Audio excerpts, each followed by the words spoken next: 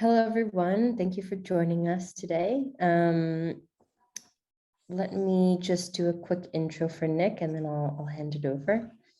So as you guys may know, this lecture is part of our series, which is connected to the Design for Biocities contest.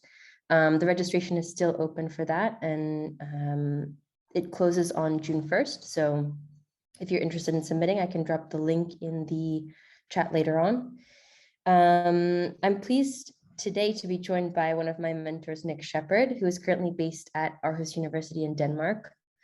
Nick is a researcher and writer based between Aarhus and the University of Pretoria in South Africa.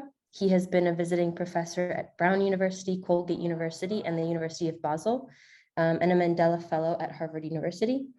In 2017 and 2018, he was artist in residence at the Amsterdam University of the Arts. So Nick is currently lead author of a white paper on the role of cultural and natural heritage for climate action, commissioned by a working group of UNESCO, ICOMOS, and the IPCC. He runs regular walking seminars involving scholars, activists, artists, and curators, described as exercises in decolonial pedagogy. Welcome, Nick. Thanks so much, Kaya, for the introduction, and hello, everybody. It's lovely to be here with you. I guess I'm going to talk for about 40 minutes, and after that we'll have Q&A, right? So, Biocities. In this talk, I want to make two moves. First, I want to take the notion of the Biocity to the global south, to think about the Biocity in relation to notions of coloniality, historical injustice, and contemporary social and economic injustice. In other words, I want to think about the Biocity in relation to the ongoing struggle for social justice. The second move I want to make, I want to think of the Biocity not in relation to green cities and multi-species relationships, but rather in relation to another kind of nature-culture entanglement, the relationship between cities and water. I want to think about the relationship between water and the whole business of urban dwelling, water infrastructures, social imaginaries of water, and the way in which watery relations infuse urban life. Historically, cities have always been about the control of water, arguably more than any other single relationship. For a brief historical moment, for a privileged few, we could forget about this fact as modern infrastructures invisibilized our dependency on water. We turn a tap and we expect the water to flow. An everyday miracle, which remains a miracle for the privileged few in this world. Now, under pressure of climate change, such infrastructures begin to break down. Cities globally are having to rethink their relationship to water. Too much water, too little water, flood, drought, or rising sea levels. Along with fire, water is the medium in which climate change expresses itself. It becomes the language of climate change. When we think about different urbanisms, we might say it's always been about the water. With this in mind, let's go to Cape Town, South Africa. What follows is a story in 4 acts.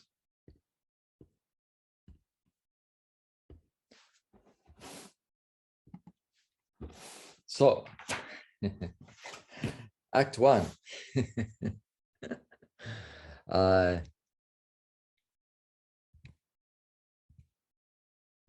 Act 1. In mid-January 2018, Cape Town hit global news media. A city of 4 million people was running out of water. This followed a press conference by Patricia de Lille, the mayor of Cape Town, held in January 12th, in which he said the reservoirs that supplied the city with water were at a critically low level, and that on the 22nd of April, 2018. She named the date, the 22nd of April, the city would be turning off the taps. So you would turn the tap, no water would flow, right? So no fresh water, no sewage, the entire water infrastructure was going to be turned off. Later, she said that, in fact, it wasn't the 22nd of April, it was the 12th of April that year. So there was a countdown to day zero, this day when the taps were going to be turned off.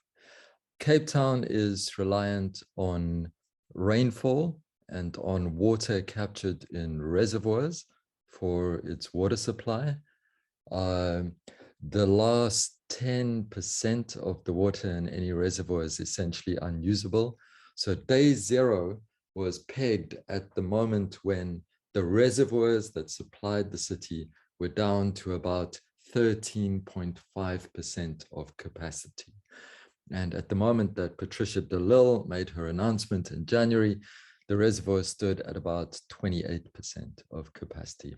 The background to the story was 3 years of failed winter rains. So here you can see it in the bottom graph, right? So Cape Town has a Mediterranean climate. It's a little bit like Southern Europe, a little bit like Barcelona, where you will sit. The rain falls in winter. So every winter, the reservoirs fill up like this. And then in summer, there's a gradual drawdown. But for 3 years, 2015, 2016, 2017, the winter rains had failed. So come 2018, the city was facing this critical water shortage.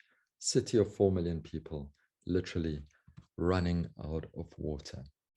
So immediately, there was the sense of alarm. And the global media seized on the idea, as did local politicians, that there would be a kind of a mayhem in South Africa.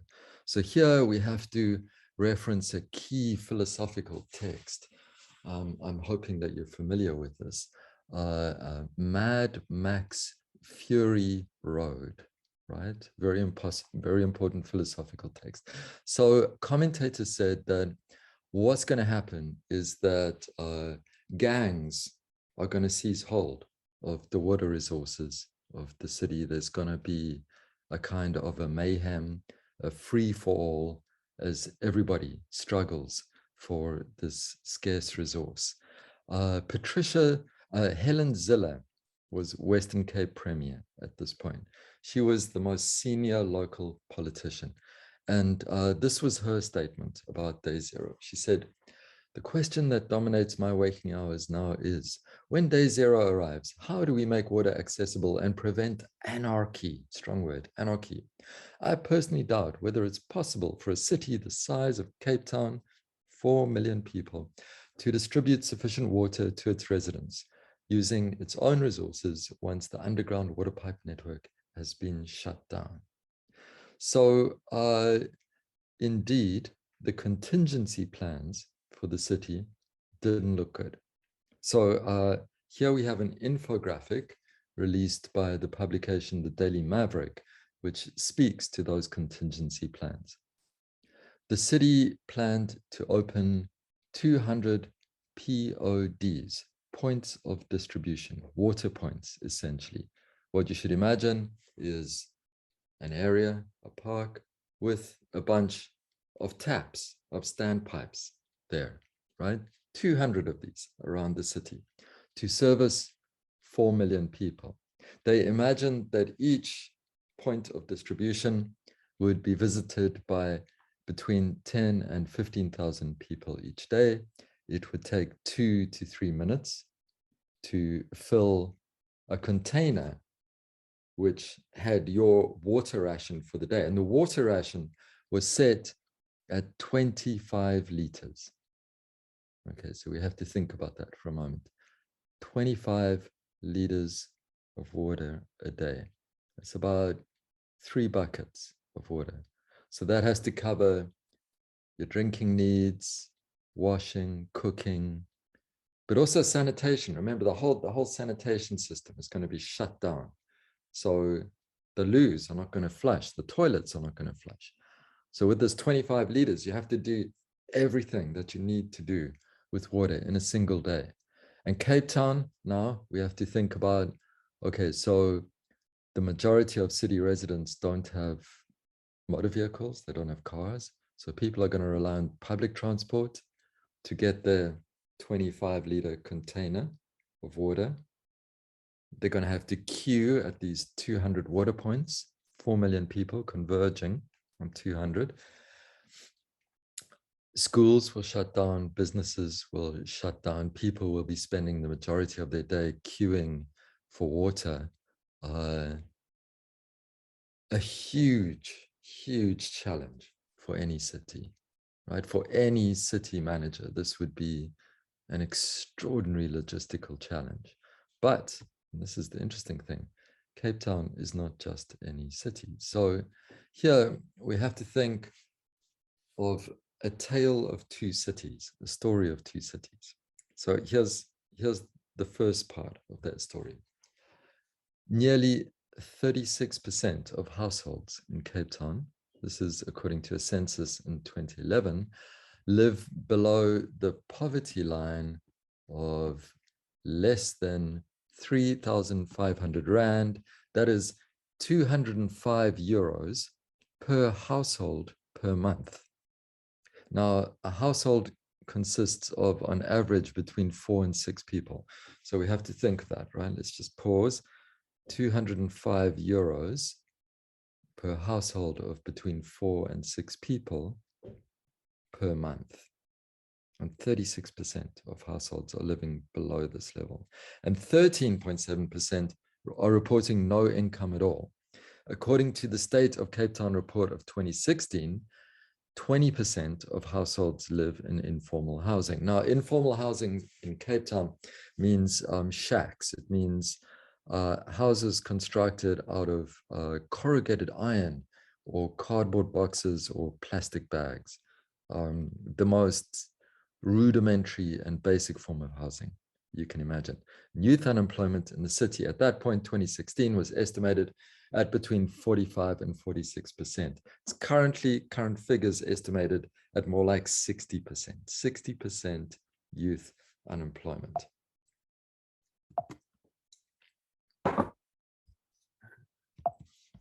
Oh, let's see what's going on. Yes, so these are photographs from the portfolio of social documentary photographer David Lurie. They're taken in Gugulethu, Cape Town. They give a sense of the texture of life for many of the city's residents. Table Mountain in the background.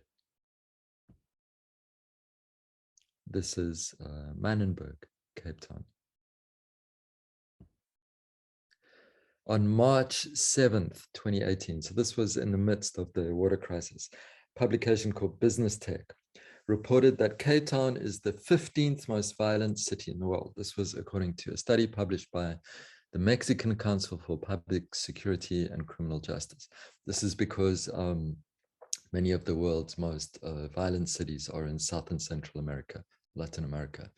In terms of absolute numbers of homicides per year, as opposed to the murder rate per 100,000 residents, Cape Town at that point stood third in the list of the 50 most violent cities in the world. Only 2 cities reported higher absolute numbers of homicides in the previous year: Caracas in Venezuela and Fortaleza in Brazil. So it's extraordinary figures, right? And then there's the other side of Cape Town. So this is a report published by the New York Times in 2014. It was looking at the most desirable destinations in the world, the best places to travel. And Cape Town came number 1 in a list of the 52 most desirable destinations to visit. And this is from something called the Knight Frank Prime Global Cities Index. So this is from the second quarter of 2017. It's just before the water crisis hit. The Knight Frank Prime Global Cities Index measures the top 5% of the housing market. And it's an index of profitability. So it's a guide to investors. Which are the best cities in the world to invest in property, right? But it's looking at the top 5%. And Cape Town came in number 9, just below Berlin and above Melbourne, as one of the truly profitable cities in the world in which to invest in property. And here's a report published by a publication called City Press. Cape Town has the world's second highest seasonal fluctuation of US dollar multimillionaire populations in the world. So season to season, every summer, the second highest number of in the world of US dollar multimillionaires come to Cape Town. The number 1 spot is held by the Hamptons in New York. So Cape Town is just behind the Hamptons. So such statistics paint a picture of a city not so much divided as schizophrenically at odds with itself. The subjective experience of dwelling in Cape Town is of being in a city that remains overwhelmingly racially divided, where extraordinary wealth exists side by side with abject poverty and scenes of bare life. The spatial layout of the city remains that of the urban plan of apartheid residential segregation, with an overlay of loosely regulated development and runaway property speculation post-1994. I can think of no other city with such starkly contrasted scenarios, vistas, and living conditions. Cape Town's spectacular natural worlds, its unparalleled beaches, and the stately magnificence of Table Mountain serve to compound this sense of disjuncture when held up against the social misery, which is the ineluctable other face of the city. Living in Cape Town, I often had the sense of living in the midst of a vast social experiment, one whose outcome is uncertain. Cape Town would seem to be a textbook case of what Christian Parenti calls the catastrophic convergence that comes about when the stresses of anthropogenic climate change are added to existing social, political, and economic tensions. No wonder so many commentators were predicting anarchy come day zero. But there was another story, another narrative, and it was present not so much in the words of the commentators and the reports that were circulating the globe at this point in early 2018, but rather in the images that accompanied those reports. So many reports contained images such as these: Cape Townian residents queuing patiently with containers at many of the natural springs, the natural water sources that dot the city. So Table Mountain in Cape Town is this kind of huge massif in the center of the city, and it acts as a kind of a sponge.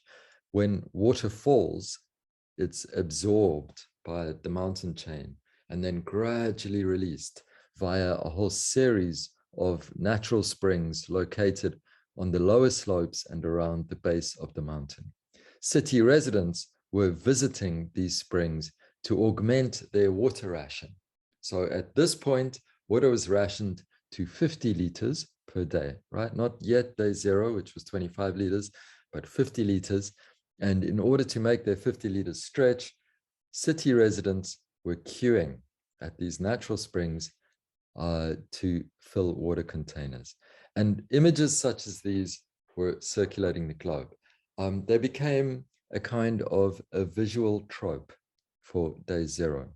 And to residents of Cape Town and to the world, they spoke very powerfully.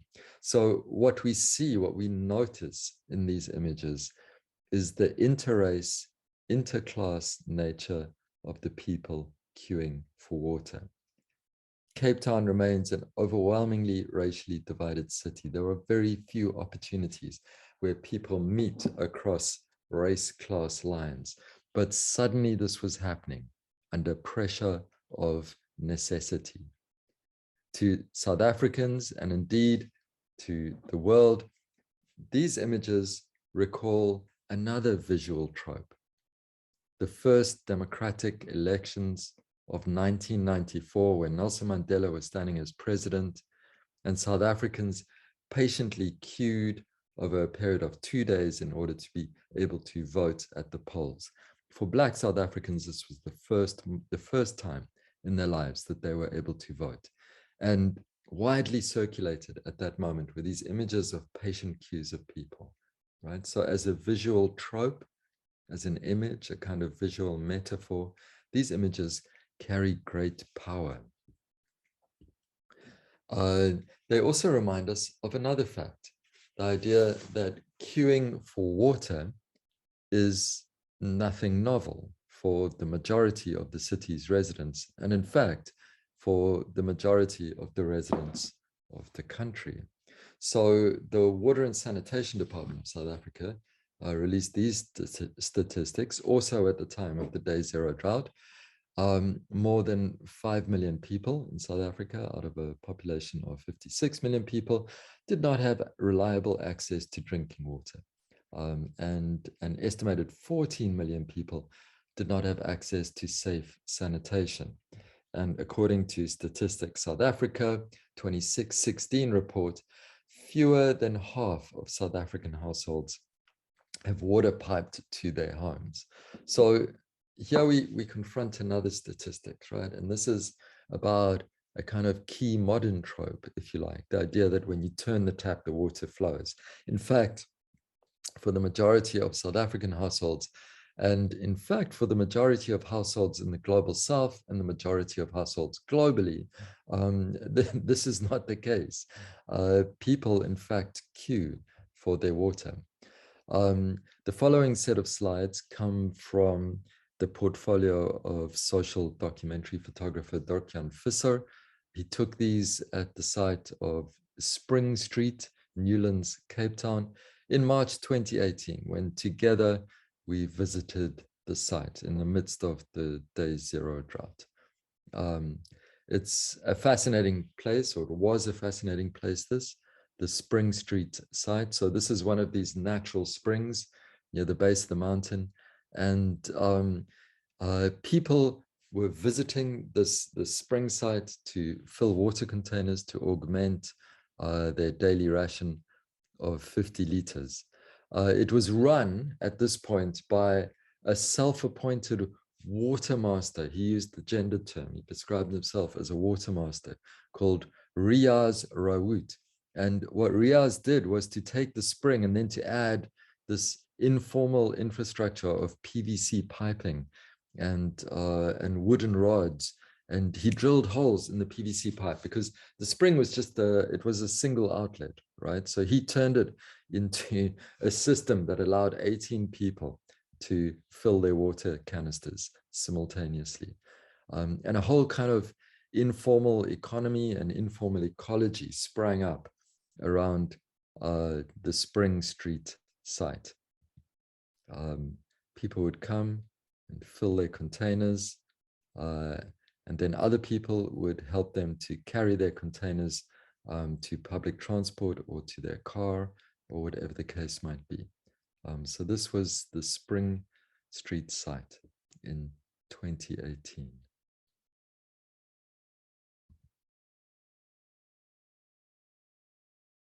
Very interesting images. I think we can dwell on them a little bit. Remember, I was talking about interrace, interclass crowds of people, the idea of gathering spaces, the idea of public space, the idea of the commons. So 20 days after we visited this site, city managers closed it down and poured concrete over the spring. Right, so this was in the midst of the drought. They closed down the spring site. They poured concrete over the mouth of the spring because of complaints by nearby residents. So these are white city residents who were the crowds of people visiting the spring to fill their water containers. So we can chat a little bit more later, perhaps, about what that means. So, interesting existential questions arise off the back of such scenarios. In times of crisis, such as Cape Town's water crisis in early 2018, should you put your faith in high walls, electrified fences, and private stockpiles of water, such as many of Cape Town's wealthier residents were doing? Could you rely on your relative wealth to see you through the crisis, as it had through the social and political upheavals of the past decades? Or would you be better off pursuing a different strategy, putting your faith in a developed social network, offering favors and expecting favors in return, relying on friends and neighbors to tell you about where the queues are shortest or where the shops still stock water? So how many acts in are we? We're 3 acts in. Now we come to Act 4, Day 0 deferred. So up to this point, the story that I've been telling has a kind of recognizable narrative, right? So we have a city in crisis. We have a countdown to Day 0. We're all watching the dam levels. The city is making contingency plans. And we're in the realm of kind of infrastructures and techno-scientific management of water. So all of that is about to change. So this is an image of Theewaterskloof Dam. This is the main dam supplying water to the city of Cape Town. It supplies the overwhelming majority of water to the city. And we need to pay attention here. April 3, 2018. The capacity of the dam was at 10%. It was empty, effectively empty. There was no more water available in this dam, the major dam supplying the city, Theewaterskloof. So that's on April 3. A month before this, March 7, the national leader of the Democratic Alliance, which is the ruling political party in Cape Town, is somebody called Musa Maimane, and he calls a press conference at the offices of the DA, and he says, "Thank you for attending. I have great news. There will be no Day 0 in 2018." Right, so this is a month previous. There will be no Day 0 in 2018. So in early January, when Patricia de Lille made her announcement of Day 0, dam levels stood at 28%. On March 7, when Musa Maimane said, there will be no Day 0, don't worry people, Day 0 is not going to happen, dam levels stood at 23%. They declined by 5%. There'd been no rainfall in the intervening months. In fact, it would be 2 months and more like 3 months before any appreciable rain fell. Maimane's announcement was pure political calculation. We can begin to understand it when we see some of the reports that came out around this time. So here is Patricia de Lille again. She said, no, sorry, this is Helen Zille again, the DA premier of the region. She said, the idea of Day 0 hovering on the horizon has had a major effect on the big pillar of our economy, tourism. Visitors stay away from the city at risk of running out of water. Many also cancel their bookings. And this has a knock-on effect through the entire pipeline of tourism offerings. We simply cannot afford to lose jobs.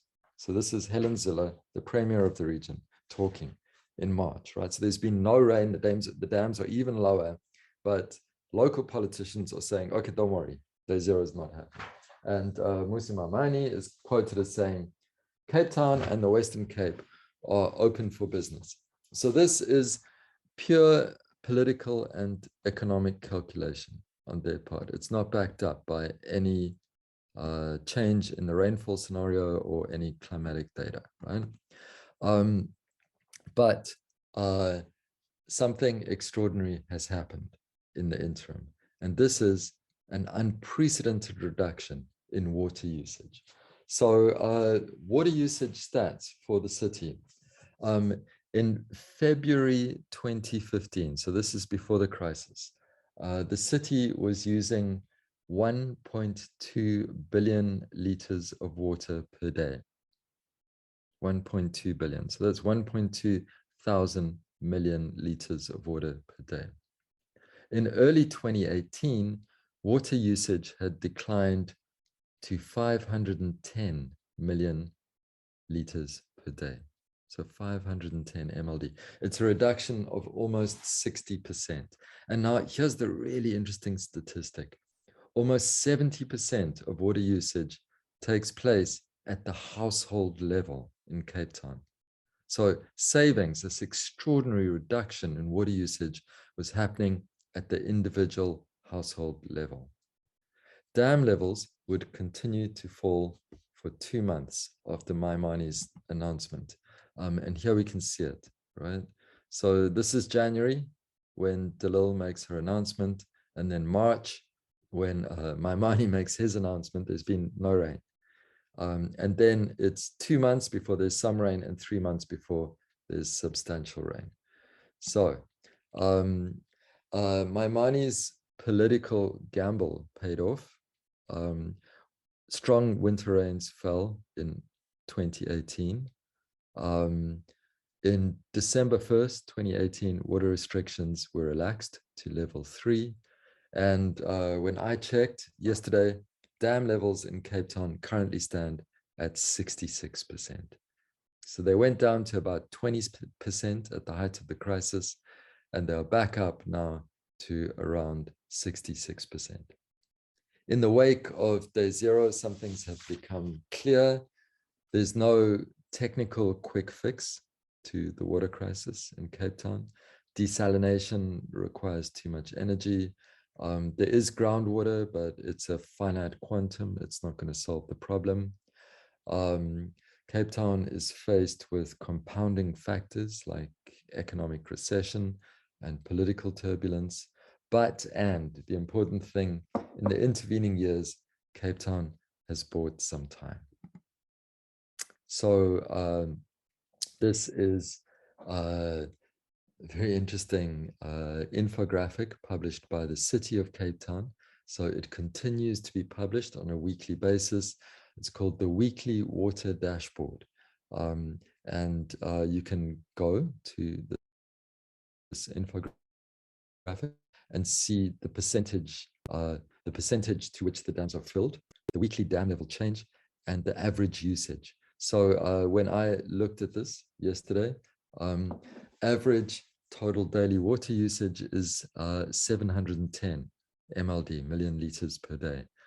So it went down to about 510 during the height of the crisis, but it's still well down from 1,200 million liters per day, which is where it stood before the crisis. So that reduction, that saving in water usage, steeply tailed off, and it's held, right? So years on, 3-4 years after the crisis, it's still the case. It's the most significant reduction in water usage recorded for any city globally to date. So other cities have faced water crises, but no city has been able so quickly to achieve such a saving in water usage. And here we see it as well. This is a graph of water usage, just showing how that's tailed off, right? Decreased over the years, and it still holds. So what does this tell us? A couple of things. I was very interested in the events around day zero. I was fascinated by the way in which core Anthropocene concepts began to enter everyday conversation and were translated into local terms. So during the drought, everybody became a water expert, and people acquired and used this technical vocabulary around dam levels, around water usage, around water infrastructures, just as a part of everyday conversation. You could walk through shopping malls or sit in a dinner party, and most people would be able to tell you exactly where the dam level stood, right? They'd give you the percentage of the dam levels. So all of this was taking place before the COVID global pandemic. And I was thinking about these issues pre-COVID. I think there's a fascinating way in which the COVID pandemic turned us all into armchair virologists. There's a way in which techno-science kind of seeped into everyday conversation, right? And we were all on social media, and we were all madly doom scrolling, and we all now have acquired this techno-scientific vocabulary relating to virology, and have, in fact, most of us a fairly detailed understanding of what viruses are and how they work and how they mutate and all the rest of us. So there's a fascinating way in which techno-scientific concepts and Anthropocene concepts kind of percolate into everyday vocabulary. There's something super interesting about surveillance, which happens during the day zero events. So the state was monitoring water consumption on a household level, and it was using something called WMDs. And for those of you of a certain age, you'll remember WMDs as weapons of mass destruction. But so these are water measurement devices. So the city was attaching WMDs to individual households. And the water consumption data was publicly accessible. So the city, on its water dashboard, which we've already seen, was releasing this interactive map of the city, and you could zoom in. And here I've zoomed in on Dalebrook Road, which is the street that I used to live in with my family in Cape Town. And there is our house right there in the center of Dalebrook Road. And you could look at your water consumption, right? And all of your neighbors could see your water consumption as well. So I forget what the white dot with the little green bit means. I'm sure it means something very virtuous and good. But we could look and we could say, oh, look, this neighbor had a white dot, and this one had a dark green dot, and this one had a light green dot over here, right? So this kind of system of informal surveillance was set up, whereby you could see what your neighbors were up to and how they were faring, whether they were saving water or not.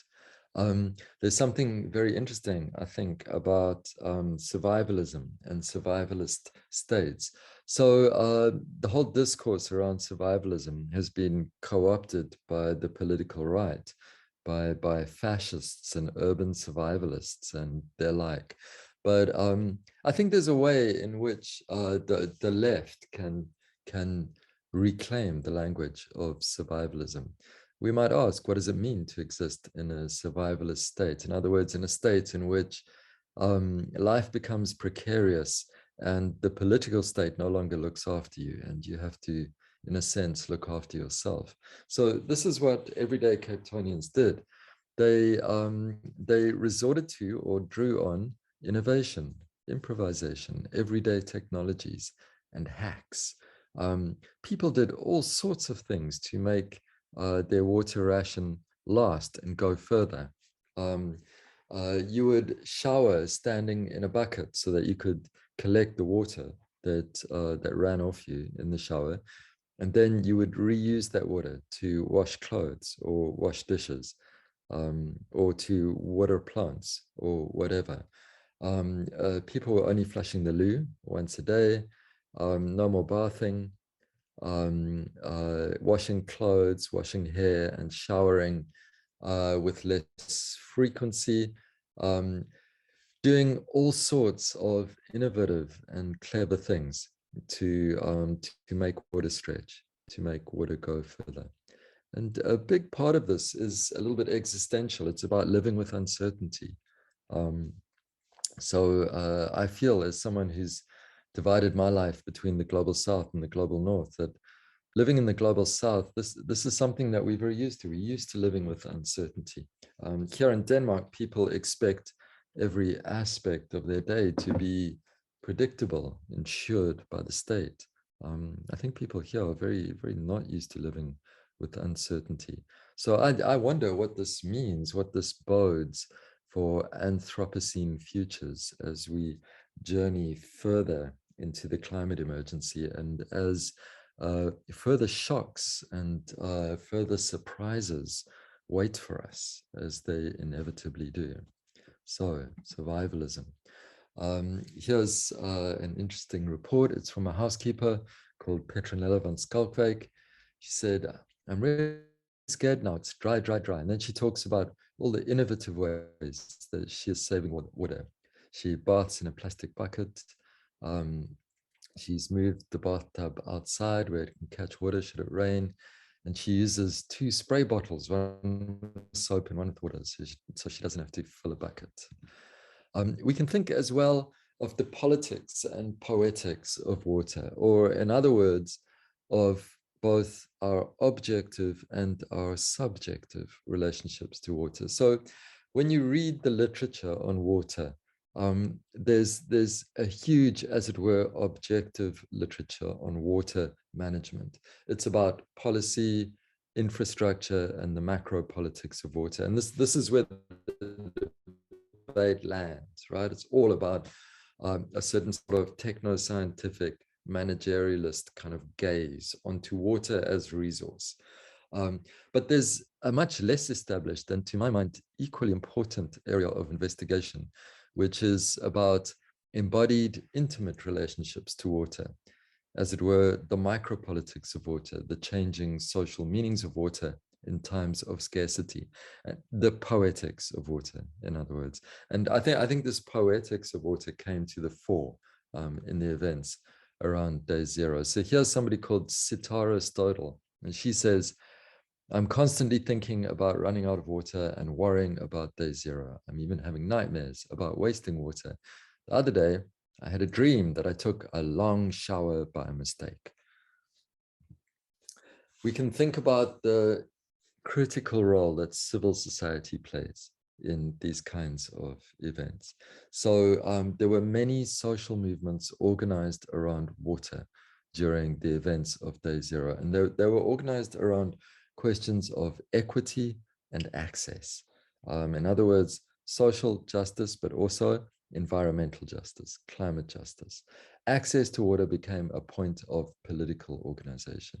And what they pushed to the fore was rights-based approaches to water. So this becomes especially important, I think, in contexts where the state is weak, or where it is predatory or corrupt or incompetent.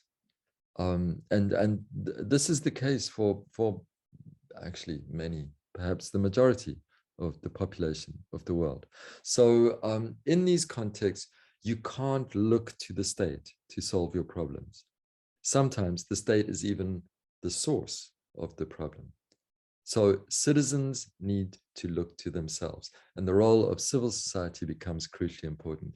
So this is the Facebook page of something called the Water Crisis Coalition, who are very active around, for example, opening access to the springs that I showed you images of earlier. We can think about the entanglement between nature and culture. So this is a key theme of the literature around the Anthropocene. In Cape Town, we saw during day 0, we saw the entanglement of climatic, social, political, cultural, and economic factors and dynamics. Both the crisis and the responses to the crisis were socially produced and mediated events. The cancelling of day 0 was an act of pure political calculation. So when we think about the climate emergency, we're encouraged to imagine that solutions lie in the realm of techno-scientific fixes, right? I would suggest that, in fact, any solutions to the climatic emergency are going to be socially, culturally, politically, and economically entangled. They're going to be complex constellations of techno-scientific fixes mixed in with social, political, economic, and cultural factors. And we need a language, we need a conceptualization to be able to deal with that. Potential moments of crisis can go in two directions. They either amplify existing social divisions or they create new solidarities and networks. And I think this is very important. This is something that we're seeing happening in the world around us, right? So we exist right now, I'm going to update this, 2022, at an extraordinary moment of precariousness, precarity, and peril, such as the majority of us, you, haven't experienced in our lifetimes. The world is balanced on an edge, right? And in moments like this, in moments of peril, one of two things happen. On the one hand, already existing social, economic, and political cleavages are deepened. So that's the one thing that happens. I think we're seeing that all around us. Or we come together, we create new solidarities and networks, we figure out new ways of being. And that's the great challenge that lies ahead of us. Changing behaviors was absolutely key. So I would say that the question of changing behaviors is underrepresented in the current literature on climate change. It was the key element of the events around day zero. This unprecedented reduction in water usage was achieved, and it was achieved at the household level. It was partly due to increased tariffs and surveillance, but that was only a small part, actually. The major part of the behavioral change took part as a result of social mobilization. People internalized the risk, and as a result of that, they changed their everyday behaviors. So this is an extraordinary public response to a perceived existential threat precipitated by anthropogenic climate change, right? An extraordinary response. And it's a response manifested in changing everyday behaviors. So there's something very important about the scale of the response. We all know about the climate emergency. We all know about climate change. In the minds of the majority of people, this is an emergency which needs to be fixed up here at governmental level. We look to the COP meetings, we look to the announcements of politicians to resolve the climate emergency. Many of us feel a kind of an overwhelming sense of where do we begin? How do we begin to address an emergency on this scale, right? This existential global threat. We see it coming. It's the most extraordinary thing. The science is in, we see it coming. It's absolutely clear. It's on the horizon. It's with us already. And yet, for the most part, it remains a case of business as usual. And for many of us, that's because the scale of this threat is so vast that we don't know where to begin. In the events around day zero, knowing where to begin was very immediate and it was very tangible. It was the choice not to wash your hair that day, not to take a shower, to limit your shower to 30 seconds, to catch the runoff water from your shower and to reuse it to wash your clothes, etc., etc., etc. So that every day you were presented with a series of micro decisions that together added up to this extraordinary fact, an unprecedented reduction in water usage. In other words, an unprecedented public response that directly addressed anthropogenic climate change. I think there's a way, and this is obviously where I'm heading with this whole talk, there's a way in which we can think of the events in Cape Town around day zero as opening a window onto urban futures. It's a window onto urban futures which speaks to themes of resilience, adaptiveness, and behavioral changes. Rather than state-led solutions, I think we need to think about responses at the household level. Perhaps we need to think of both of those things, state-led solutions, although politicians are doing a really poor job at the moment, as well as responses at the household and individual level. We can expect many other cities to go through their moment of crisis, to experience, as it were, their Anthropocene moment. Cape Town's Anthropocene moment came in early 2018 in relation to drought. Other cities globally are and will experience their Anthropocene moments related to anthropogenic climate change, drought, flood, rising sea levels, pestilence, etc., etc., etc. I was writing all of these things before the COVID-19 pandemic, and to me, the events of the pandemic, the extraordinary transformations in urban life brought about by the pandemic, something that I hadn't foreseen when I was writing about Cape Town's Day Zero, speak to a kind of a global Anthropocene moment, if you will. And so we come to the conclusion, which I haven't written. It's a kind of open conclusion. It's about biocities and watery relations. And you know what? Rather than telling you what all of this means, and because we are near the end of the hour, I'm going to turn this into an invitation to Q&A. Let's think together about what we can understand, what we can think about biocities and watery relations based on these extraordinary events that I've related from Cape Town, South Africa. Thank you, Nick. As always, it was a pleasure to listen to you speak and storytell in a way. I don't know if anyone has any kind of comments or response to Nick's question. But I just wanted to start by saying, I think there's a lot of things that I wrote down during this. I just think that maybe we all understand this a little bit more after going through this pandemic together. And I think having this experience of a kind of like social leveler in a sense, that there was no one who was safe from this in a way.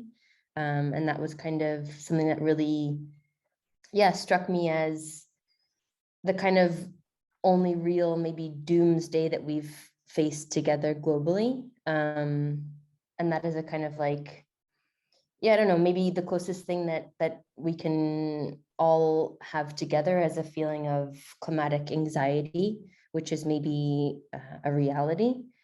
And then also maybe more related to the kind of design question, these ideas of kind of community or design solutions and kind of tactical urbanist proposals, I think is very relatable to the maybe work that we do at IAAC, but also maybe not the most interesting thing to me. For me, maybe the interest comes in like the image of what we imagine a biocity to be versus the reality of that. So thinking about the contrast between maybe like a lush, green, bountiful future in an architectural rendering versus the reality where we have to, face concerns that maybe we won't even have those kinds of resources in most places to be able to provide that kind of experience. And the reality of urban life as being kind of fragmentary as opposed to something which unifies everyone.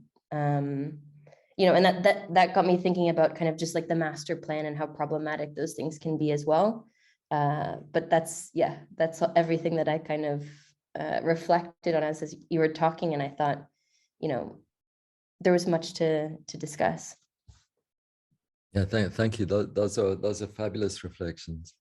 I mean, I think you're exactly right. To me, this speaks to a moment of crisis for a certain kind of modernist imagination of the city, which is very much bound up with the idea of planning and urban interventions, and that gendered term that I think says it so well, the master plan, right? And the problematics of the master plan as this overview, this kind of schematic rendering, this God's eye gaze down on cities, this idea that cities are sort of machines that you can tinker with and change somehow. So the events in Cape Town were very much about improvisation in the face of the lack of a master plan. there was something else which I think is very interesting. There was a kind of master narrative, right? And again, it's a gendered term from literary studies. So the idea of a master narrative, this powerful metaphor, this trope of the day zero, which takes us to the idea of a countdown, of a kind of a site zero, of the scene of a catastrophe. And in a way, the power of that poetic language mobilized people to an extraordinary response. Yeah, we have a hand raised. Please go ahead, Pablo. No, not Pablo. Can you hear me? Yeah, A little bit. just. Yeah. Okay. I just had a thank you again so much for the lecture. That was super engaging, especially in the context of, as Kaya was saying, some of the more like optimistic and utopian green architectural design reflections we have, Yeah. you know, kind of having something more grounded in reality reflected within me this idea that maybe the biocity that we're going for is actually the opposite. And every city inherently is a biocity and has these sort of biological entanglements that are sort of the uncontrollable, unpreparable aspects of the city that sort of seep in through, you know, the master plan. And I think maybe our conception of a biocity is you know, a city that doesn't have those sort of unexpected and those sort of, you know, disastrous biological entanglements. It's in fact like an anti-biocity that has solved and, you know, kind of figured all of that stuff out, and now you don't have to think about biology because you're in something that is a more, you know, within relations with nature. So I don't know if that's so much of a question, but more of a reflection that we are constantly sort of forced to live in the biocity and we have no choice. And maybe we're trying to get out of the biocity, and it's just funny how the terminology slips around like that. But I thought your lecture was, you know, a good wake-up call that, you know, yeah, we're in the biocity whether we like it or not, and it's just a matter of how long it takes for us to really figure that out. I think you're exactly right, actually. I mean, I think your core point hits the nail on the head. So much of the discussion around the biocity is about kind of disciplining biology, right? Or having it where we want it, in these neatly contained green spaces under our control. But nature, biology, the world is unruly. And we might do better to think about kind of the unruly nature of cities, and certainly the unruly nature of climate change as it strikes us, and then what we do about that. And the impulse to discipline and control, I think is, you know, may not be the most useful response to these things. Perhaps we need to think outside of that. Yeah, that was an excellent point, Alex. I don't know if anyone else wants to kind of jump in or has any questions about Nick's talk. We have a minute or two. Yes. Sure. I wanted to ask your thoughts on I know you're based in Denmark and in South Africa, so how culture and the way people are brought up and therefore think influences their perspectives on the biocity or on the biology of the cities around them. For example, I'm doing a master's here in Taiwan right now, and they have a lot of banyan trees, and they're beautiful and huge, and they use them as logos for companies. And at the heart of our campus, there's this huge banyan tree, and everybody loves it and comes takes pictures with it. But they're kind of a destructive species. They'll grow everywhere, and they'll stick on the sides of buildings and like eat through your building to seek out water, which is really cool. But you know, then people have to cut them down. But the perspective on greenery in this city is very much, it needs to be in that space and only in that space. And they chop off the top halves of trees. I mean, not the trunk, but they'll cut off all of the branches. And it's like, it's a city, and that's a cyclical thing. Oh, it's time to chop off the branches, and it just happens, and people accept it. And now I have to build a pergola because there's too much sun and it's hot right here. and it's just accepted. So why or how does culture in different parts of the world affect that way, or form in that way? Or from my experience with South Africans, they're more in tune with their natural resources, especially in a city, and they're more outspoken about what they feel the system is doing to what they feel is their resources.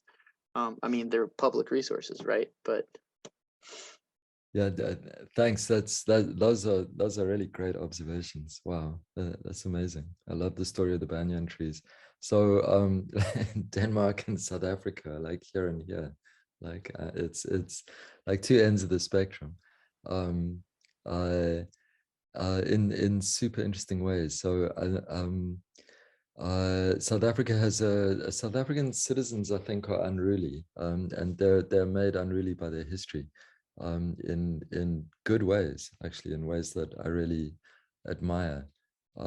So there's a very strong tradition of activism, and of civic engagement, and citizenship is understood as a kind of as a kind of active citizenship. You make the democracy, you make society, and you speak out against the state when you need to. And all of those things are remarkable and necessary, actually. And as well, I think that there's a spirit of improvisation. So as in many places around the world, there are official channels and ways of doing things, but everybody knows that those seldom work as they're meant to. So everybody knows that you need to improvise, right? In other words, you make a plan B. And if there's an obstacle, you work around it. When I moved to Denmark, one of the first things I had to learn was to not improvise. If there's an official way to do something, you go with the official route, right? So in a way, it's extraordinary, a functioning state, right? A sort of a kind of a functioning state. It functions and it dysfunctions in interesting ways, but it makes for a very passive citizenship and a very passive notion of your role in relation to the state. Basically, you sit back and wait for the state to solve problems for you. So I think there's something very interesting about the coming and present climate emergency, and the ways in which citizens in the global south and in the global north are differently situated in relation to the state, and in relation to the idea that the state will solve the problem of the climate emergency. One of my themes in this talk has been about the importance of improvisation, everyday solutions, hacks, and doing it yourself. And I think this will become an increasingly important thing as we kind of journey deeper into the Anthropocene. And then your points about culture and nature are really great, right? So one of the key ideas associated with the whole literature on the Anthropocene is, the modern notion of culture over nature, right? Basically that we could discipline and contain nature somehow. And now we have the inversion. It's nature over culture, or it's a complex entanglement of nature and culture. Nature now asserts itself, becomes unruly. It's suddenly a theme again, right? It used to be all about culture. I mean, our whole intellectual culture was geared towards thinking about culture over nature. But now we have to think about the agency that nature has in human affairs in ways that we haven't really thought about for many hundreds of years. So with that, I think we should close, but it was wonderful sounds like to an have end you, note, Nick. right? It was great. But yes, I think this question of like cultural situatedness as well, kind of coming into this thing. And I mean, having lived in Denmark for the course of the pandemic, our master's program kind of having to stop halfway through and go online. I think it was I mean, it teaches you a lot about whatever, I mean, everything. So yeah, once again, thank you, Nick, so much for joining us. And I think we should, continue this conversation, and we'll talk soon. Yeah, thank you so much. It's been great to share time with you. Have a great evening, everyone. See you, everyone. Thank you.